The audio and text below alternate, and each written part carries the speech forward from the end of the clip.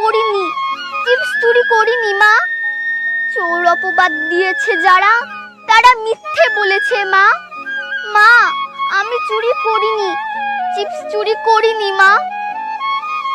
রাস্তা থেকে চিপসের প্যাকেট কুড়িয়ে নিয়েছে শিশু, ন্যায্য দামটাও মিটিয়ে দিয়েছে, বাকি ছিল না কিছু।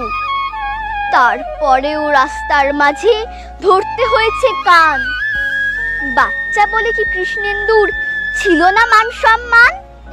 শুধু এটুকুতেই থেমে থাকেনি, শুধু এটুকুতেই থেমে থাকেনি।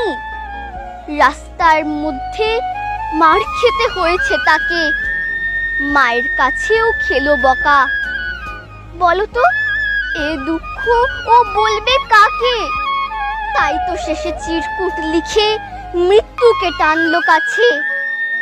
তোমরাই বলো তো, এই শিশুটির সত্যি কি কোনো অপরাধ আছে? সত্যিকারের চোর যারা, তারা কি শাস্তি পায়?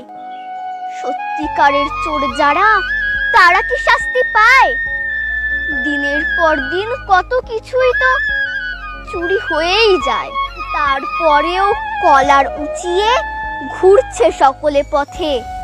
তারপরেও কলার উঁচিয়ে ঘুরছে সকলে পথে। কই, তাদের তো কোনো বিচার হয় না। কিন্তু কি হলো এই বাচ্চার বেলাতে? চোর বদনাম সইতে না পেরে পৃথিবী ছাড়লো ছেলে। চিপসগুলো বোধহয় গোপনে কাঁদছে সত্যি কথাটা জেনে। চিপসগুলো বোধহয় গোপনে কাঁদছে সত্যি কথাটা জেনে।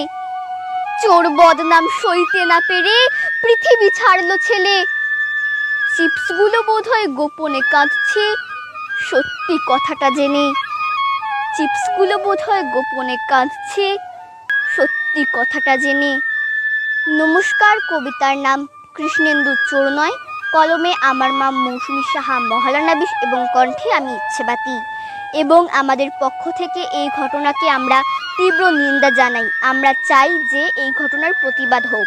তোমরা যদি এই প্রতিবাদে সামিল হতে চাও তাহলে অবশ্যই আমার এই কবিতাটিকে তোমরা ছড়িয়ে দিও, সকলের কাছে পৌঁছে দিও এবং পেজটিকে তোমরা ফলো করে দিও। সকলে ভালো থেকো, সুস্থ থেকো, সকলে ভালো থেকো, সুস্থ থেকো, ভগবানের কাছে এই প্রার্থনা করি। ধন্যবাদ।